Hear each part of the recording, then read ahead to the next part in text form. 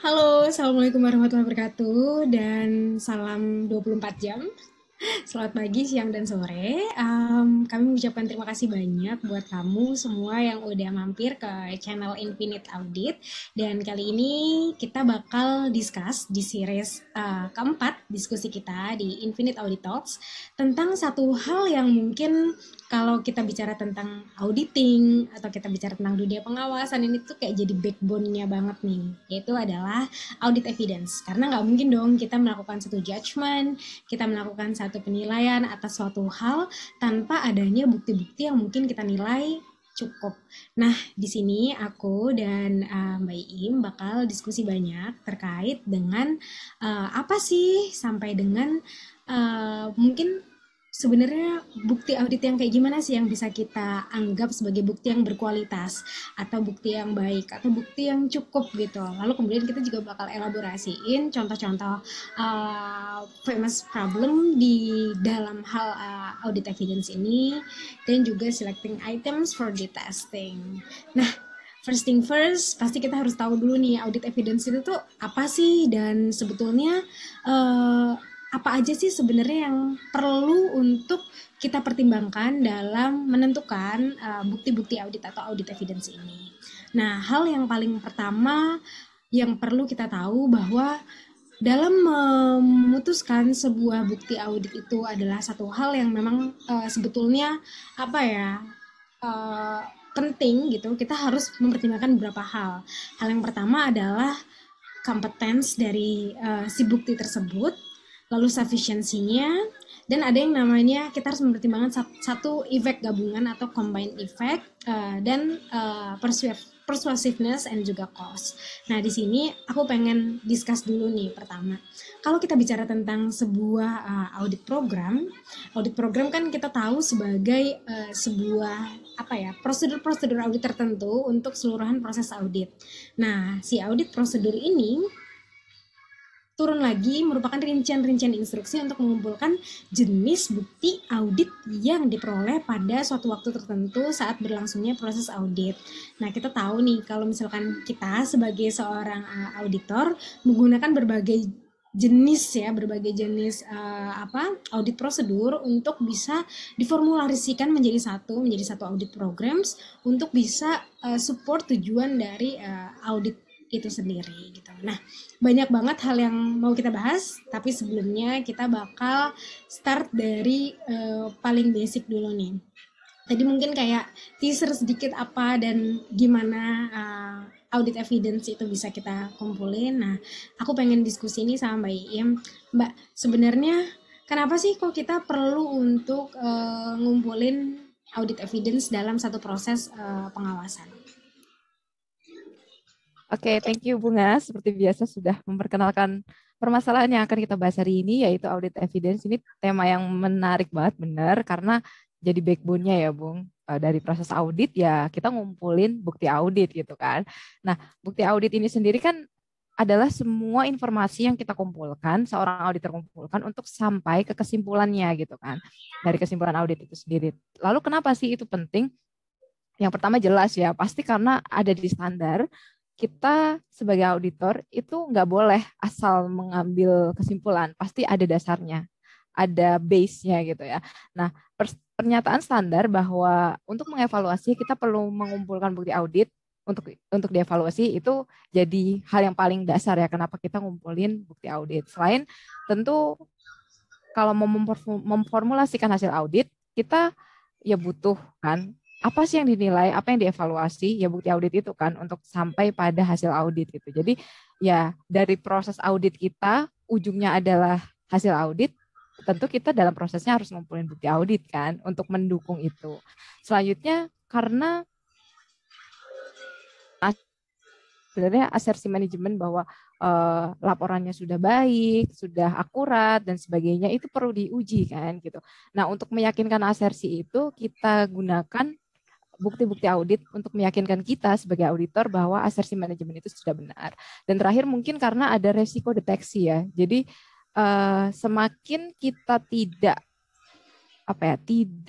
perhatian untuk mengumpulkan bukti audit yang valid, bukti audit yang cukup, maka ada resiko deteksi, resiko bahwa audit kita nantinya kurang valid hasilnya gitu. Jadi bayangin kualitas sebuah audit itu bisa sangat ditentukan gara-gara bukti audit yang terkumpul gitu. Jadi itulah kenapa bukti audit itu jadi sangat penting untuk dibahas. Nah, tadi why-nya. Kalau sekarang saya mau nanya ke Bunga nih, kita kan tadi udah ngomongin mengapa kita harus mengumpulkan bukti audit ya. Terus kalau bukti yang baik, yang gimana? Ya, oke. Nah, bukti yang baik gimana nih? Ini hal yang menarik juga nih Mbak In. Cuma sebelum kita masuk ke bukti audit yang baik itu kayak gimana, mungkin kita perlu untuk dikotomi dulu nih. Sebenarnya bukti audit itu tuh makhluk macam apa sih? Sebenarnya dia itu individu yang seperti apa sih? Nah, sebenarnya kalau kita bicara tentang bukti audit, bentuknya ini various banget ya, maksudnya bermacam-macam.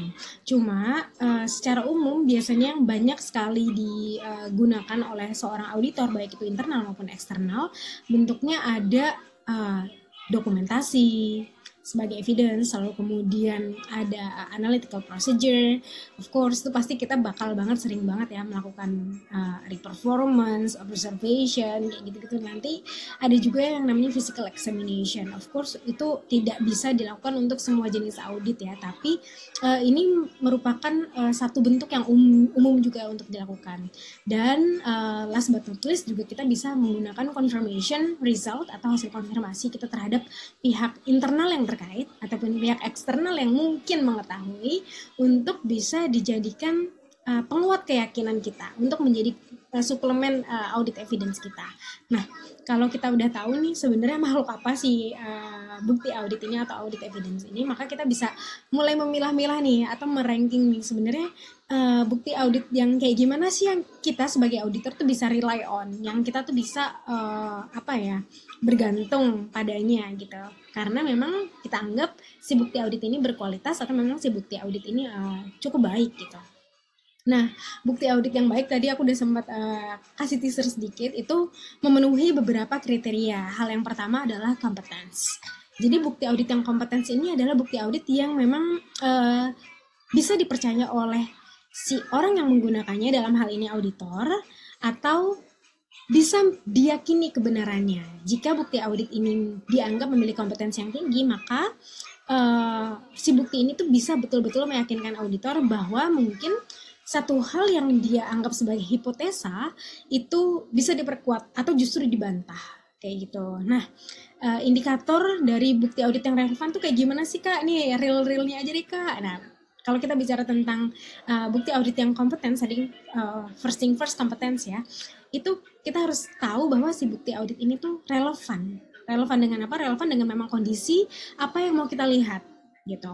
Lalu yang kemudian yang kedua adalah independence dari si providernya sendiri. Pasti kalau kita dapat bukti audit kan ada source-nya ya, entah itu source-nya manusia karena tadi kita melakukan konfirmasi contoh, atau mungkin source-nya ini adalah bucket documents gitu karena kita melakukan telah dokumen misalkan. Nah, intinya kita harus memiliki keyakinan yang cukup bahwa independensi dari si providernya ini itu kuat, artinya kita benar-benar bisa percaya bahwa si bukti audit ini tuh tidak memiliki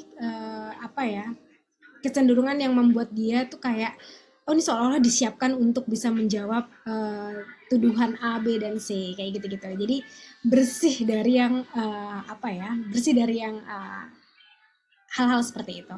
Lalu yang kemudian yang ketiga adalah kalau kita bicara tentang internal audit, itu pasti nggak jauh-jauh ya dari GRC, Governance, Risk Management, Internal Controls. Nah, apa sih Kak kaitannya sama effectiveness of internal control? Nah, kalau misalkan kita tadi bilang di poin sebelumnya, independence of the provider ini penting banget, maka kita tuh bisa semakin percaya kepada satu organisasi atau unit sebagai provider dari provider dari si audit evidence kita, kalau dia memiliki internal control yang semakin baik. Jadi ada semacam garis lurus. Kalau misalkan semakin baik internal controlnya, maka secara tidak langsung apa-apa yang dihasilkan, itu bentuknya documents atau mungkin prosedur dan segala macam, itu relatif jauh lebih bisa dipercaya gitu. Jadi poin ketiga dan poin kedua ini tuh kayak saling berkaitan gitu satu sama lainnya. Dan hal yang mungkin tidak kalah pentingnya itu juga timeliness. Kalau kita bicara tentang kompetens itu, maka kita bicara banyak banget sisi ya. Termasuk salah satunya adalah bagaimana si si bukti audit ini tuh masih relevan dari sisi waktu. Tentu kalau kita bicara tentang satu nilai A bisa jadi dia valid gitu, 100% valid. Tapi pada saat dia sudah tidak memenuhi standar waktu yang memang kita perlukan, artinya dia sudah out of date atau mungkin kayak sudah expired gitu ya bukti auditnya bahasanya. Nah itu bisa jadi dia sudah tidak bisa dikatakan sebagai bukti audit yang kompetens, meskipun reliability-nya mungkin kayak kebenarannya itu bisa kita yakini kebenarannya kayak gitu. Nah itu menjadi satu hal yang penting. Nah itu first thing first tentang competence. Kalau kita bicara tentang hal yang selanjutnya yaitu sufficiency, maka kita akan bicara tentang kuantitas biasanya. Kuantitas bukti yang diperoleh itu sudah kita nilai cukup gitu. Indikatornya banyak banget nih. Bisa jadi dengan ukuran sampel yang diperoleh oleh auditor. Ini juga satu hal yang menarik. Nanti mungkin kita akan ada kayak info tentang satu buku yang mungkin bisa kita baca bareng-bareng terkait dengan bukti audit ini. Nah, tapi sufficiency dari sisi kuantitas ini menjadi menurutku tuh kayak jadi satu hal yang jadi pengait final gitu. Karena apa? Karena pada ujung-ujungnya kita sebagai auditor itu harus memberikan pemahaman pada klien pengawasan terjadi hal A, B, dan C misalkan.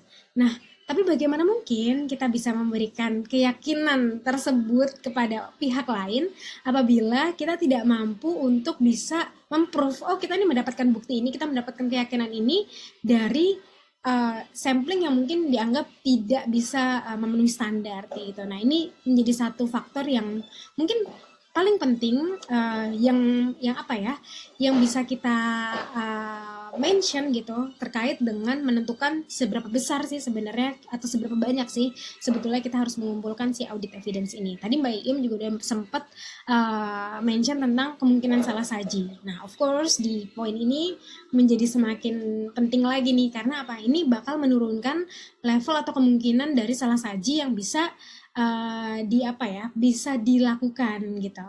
Karena kan kita pasti ada di tengah-tengah dunia yang pasti ada lag-nya gitu kan, walaupun sekecil apapun itu pasti ada lag-nya, nggak mungkin 100% itu oke.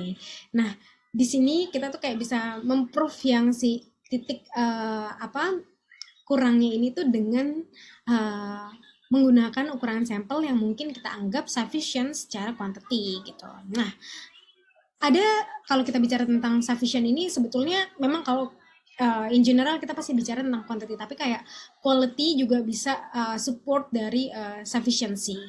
Karena mungkin dengan bukti audit misalkan anggaplah 10, tapi kualitasnya reliability-nya itu oke, itu kita mungkin kayak bisa lebih rely on dibandingkan bukti auditnya 15 tapi mungkin dia kayak lebih lebih tidak reliable gitu. Jadi kayak both quality and quantity itu itu merge lah di sufficiency ini. Cuma kalau kita bicara tentang sufficiency, most likely kita fokus kepada penentuan seberapa cukup. Jadi kayak mungkin lebih dari 50% kita bakal bicara tentang kayak quantity. Lalu kemudian kita juga bicara tadi sudah ada sufficiency, sudah ada hal-hal lain yang mungkin kita anggap penting. Lalu selanjutnya apa sih Kak? Nah selanjutnya ini ada combined effect atau efek gabungan gitu. Kita tahu bahwa yang namanya persuasiveness terhadap sesuatu itu kan kayak pasti ada butuh effort ke arah sana. Nah sisi lain dari sebuah effort ke arah sana itu adalah cost atau energi yang kita keluarkan untuk bisa sedalam apa atau sejauh mana kita jalan. Nah ini dua sisi mata uang yang pasti akan selalu nempel sih sebenarnya, persuasiveness dan juga cost. Nah di sini kita bisa berada di titik di mana kita ada di tengah. Kita tahu tujuan audit kita apa. Nah untuk bisa memperoleh bukti audit yang cukup dan juga kompeten dengan tingkat biaya yang terendah, itu adalah hal yang mungkin perlu untuk kita perjuangkan. Karena kalau kita bicara tentang seoke mungkin, of course energinya lebih banyak, costnya pasti lebih banyak kayak gitu. Nah ini hal-hal yang menurutku jadi penting banget untuk bisa dipertimbangkan. Nah tadi kita udah bicara nih tentang bukti yang baik dan mungkin kayak apa aja sih yang bisa jadi indikator-indikatornya.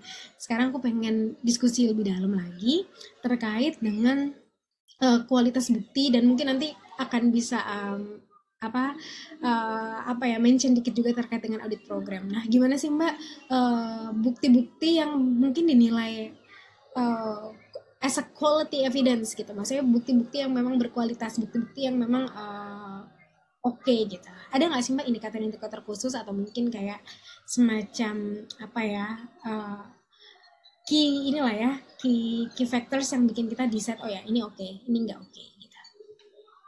Oke, thank you Bung. Tadi juga jawabannya udah komprehensif banget terkait dengan bukti audit yang baik ya. Nah, sekarang saya mau jelasin aja tentang prinsip-prinsip dari kualitas audit itu sendiri. Jadi, tadi kan kita udah tahu nih jenis-jenis bukti audit ada apa gitu. Terus prosedurnya bagaimana, terus yang bagus itu seperti apa. Nah, kita akan jelasin secara prinsip ada 5 gitu ya. Kita biasanya kalau belajar audit diajarin nih ada 5 prinsip utama ketika kita mempertimbangkan tentang bukti audit kita gitu. Ketika ada misalnya 2 bukti audit, bagaimana yang dipilih, mana yang lebih kita percaya gitu ya.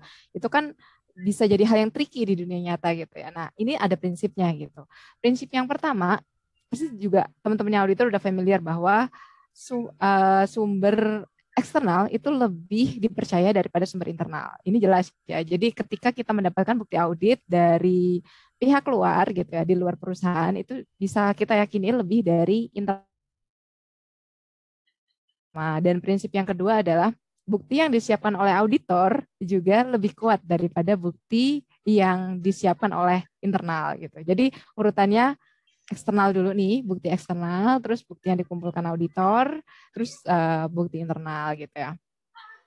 Kemudian prinsip yang ketiga adalah tadi udah disebutin Bunga juga bahwa bukti audit yang disiapkan oleh internal gitu ya, itu kualitasnya dipengaruhi internal control-nya. Jadi bagaimana kalau misalnya ternyata kita nggak bisa dapat bukti eksternal gitu ya. Nah, kita lihat dulu kematangan dari internal control-nya. Semakin bagus, bukti auditnya semakin bisa kita percaya gitu ya. Tapi semakin nggak meyakinkan gitu ya, berarti kita harus mengumpulkan bukti-bukti lain gitu ya. Nggak sekedar bersandar pada bukti satu itu gitu ya. Ketika internal control-nya aja nggak meyakinkan gitu. Itu prinsip yang ketiga. Prinsip yang selanjutnya adalah bukti tertulis itu lebih kuat, ya kan, di hukum juga seperti itu kan, bukti tertulis itu lebih kuat daripada verbal. Jadi ketika kita misalnya dapat dokumen sama hasil wawancara, tentu kita akan lebih bersandar. Dan semua yang tertulis itu di prinsip kualitas audit, kualitas bukti audit itu lebih tinggi kedudukannya. Nah ini yang terakhir, prinsipnya adalah lebih tinggi daripada yang kopinya. Jadi ketika kita punya kopian gitu ya, kopian itu masih bisa direkayasakan. Tapi kalau dokumen asli itu lebih sulit untuk direkayasa sehingga kekuatannya di mata tinggi ketika kalau misalnya nih auditor di dunia nyata kita ketemu kopian, kita boleh banget nih nanya, boleh lihat dokumen aslinya nggak gitu, karena dokumen asli itu lebih meyakinkan gitu ketimbang kopian gitu. Itu tadi 5 prinsip yang digunakan ketika kita menilai bukti audit. Oke, selanjutnya penasaran banget nih Bunga. Tadi kan Bunga udah nyebutin tentang audit program nih untuk mendapatkan bukti audit. Nah, Bunga boleh ceritain nggak sih audit program yang Bunga kenal gitu untuk mendapatkan bukti audit? Ya, thank you Mbak Iim. Nah, tadi kalau misalkan kita bicara tentang audit program itu pasti kita bicara tentang daftar dari berbagai prosedur yang mungkin kita sebagai auditor akan gunakan untuk bisa memenuhi atau menjawab tujuan audit yang sudah kita tetapkan di awal. Nah, kalau kita breakdown lagi di bawahnya itu ada audit-audit prosedur atau rincian-rincian instruksi yang diset oleh audit leader atau tim leader untuk bisa memberikan arahan ke anggotanya untuk mengumpulkan jenis-jenis atau mungkin tipe-tipe bukti audit tertentu yang mungkin dianggap perlu untuk bisa menjawab si goals tersebut, si tujuan audit tersebut gitu. Nah, of course ada restriksi-restriksinya nih. Restriksinya apa? Yang pertama adalah waktu. Lalu kemudian ya restriksi yang kedua adalah resource dari si tim audit itu tersendiri, baik dari sisi kuantitas auditor yang ada di dalamnya maupun kualitasnya. Maksudnya kualitas di sini adalah expertise dari si anggota-anggota tim. Karena kita kalau bicara tentang kekuatan tim audit, maka kita akan bicara tentang kekuatan gabungan dari anggota-anggota tim dan juga tim leader yang ada di dalam satu kelompok tersebut tuh kayak jadi satu chain yang apa yang yang apa ya yang bertautan satu sama lain, dan akhirnya agregatnya itu adalah audit tim audit tim power nih itu sendiri. Nah, kalau kita bicara tentang audit prosedur kayak gimana sih sebenarnya yang memang apa ya, yang memang baik. Of course tadi audit prosedur yang mampu untuk mendirect si orang-orang yang di dalamnya untuk tahu sebetulnya bukti audit tipe seperti apa yang mereka butuhkan, sejauh mana dan sedalam apa yang mereka perlu kumpulkan kayak gitu. Jenisnya bisa banyak banget, tadi kita udah bicara tentang mungkin contoh-contohnya ada physical examination, confirmation, documentation, analytical procedures, inquiries of the clients, mungkin performance, atau mungkin kita bisa juga melakukan observations gitu.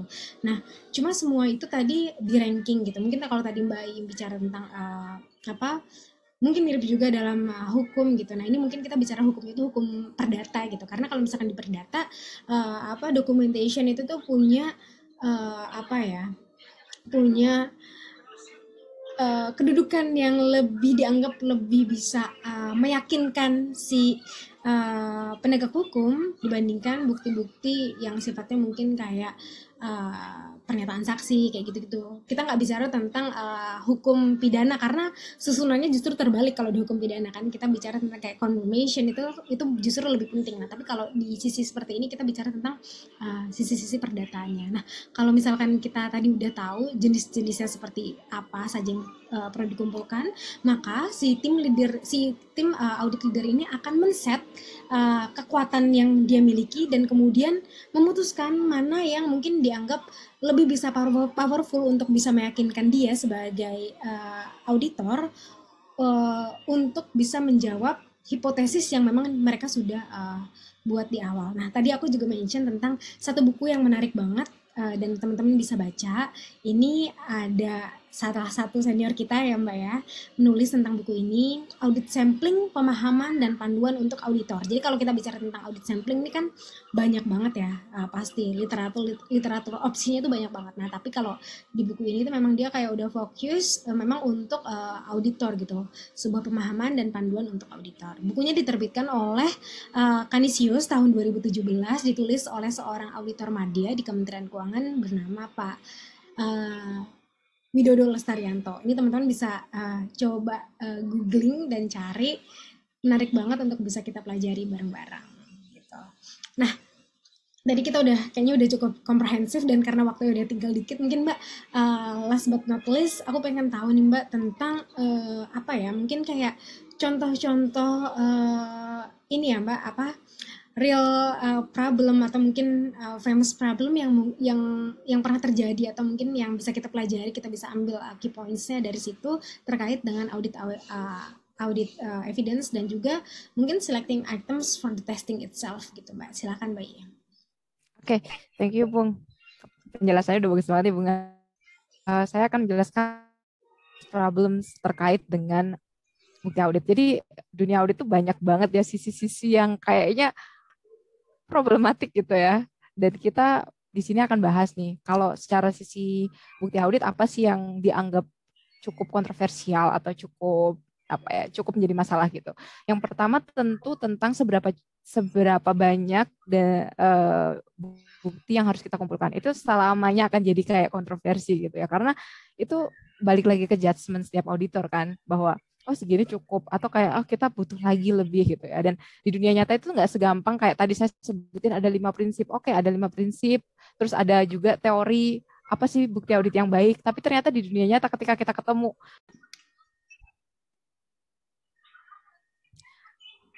Tapi di dunia nyata ketika kita ketemu bukti audit yang demikian banyak kompleks gitu ya, terus juga macam-macam tingkat kualitasnya, kita tentu nggak bisa segampang itu gitu ya menentukan sebanyak apa sih bukti audit yang kita selalu jadi salah satu famous problem di ketika kita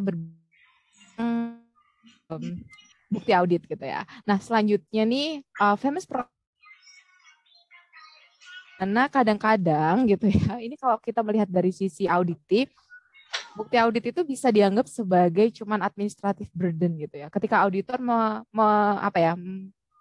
mensarankan, oh ini kita butuh ada dokumentasi A, dokumentasi B yang versi audit itu nggak penting gitu ya sebenarnya kayak apa sih gitu. Yang penting operasional kita kan bisa jalan, ngapain kita harus punya dokumen A, B, C gitu ya. Yang padahal secara tata kelola kita mensyaratkan itu gitu. Makanya kita bukti audit sendiri bisa bisa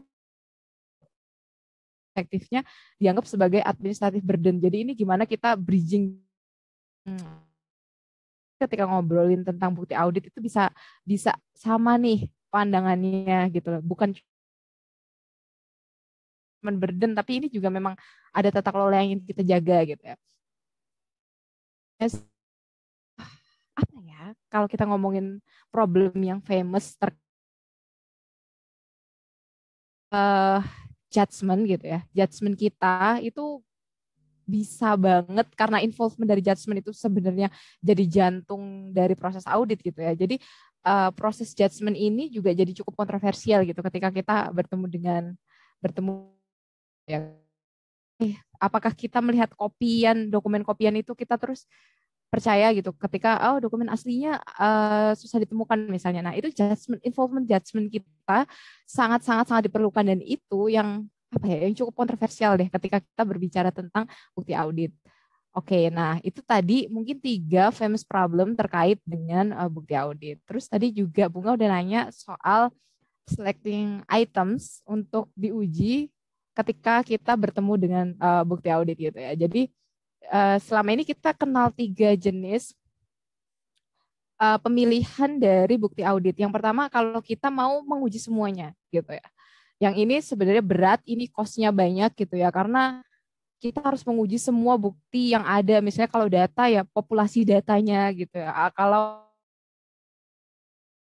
sebuah gudang kita benar-benar ngitungin satu-satu gitu ya. Nah, itu costly banget.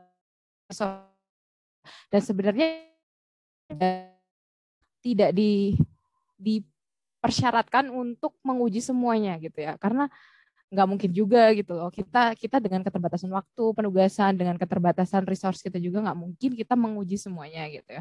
Tapi sekarang gitu ya, udah mulai nih ada kayak data analytics gitu ya. Data analytics ini udah memungkinkan kita menguji data real time atau mendekati real time gitu ya.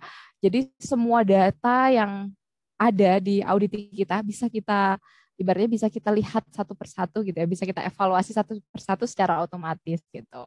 Nah, selanjutnya pemilihan yang kedua itu item-item tertentu, item yang menurut judgement kita adalah kunci gitu.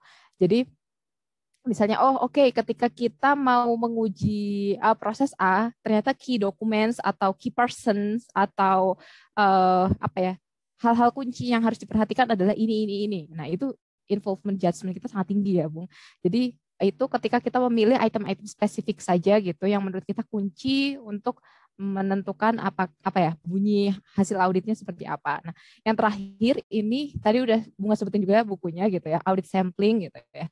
Audit sampling adalah cara ketiga. Ketika tadi ada item keseluruhan kita audit atau ada spesifik item yang kita audit, nah yang terakhir ini kita sampling gitu ya. Metode sampling tuh banyak banget. Mungkin kapan-kapan bisa kita bahas juga ya, Bung. Kita akan memilih dari populasi itu dengan beragam cara, apakah purposive sampling gitu ya, oh ini aja yang mau kita kejar gitu, atau random sampling atau apa gitu.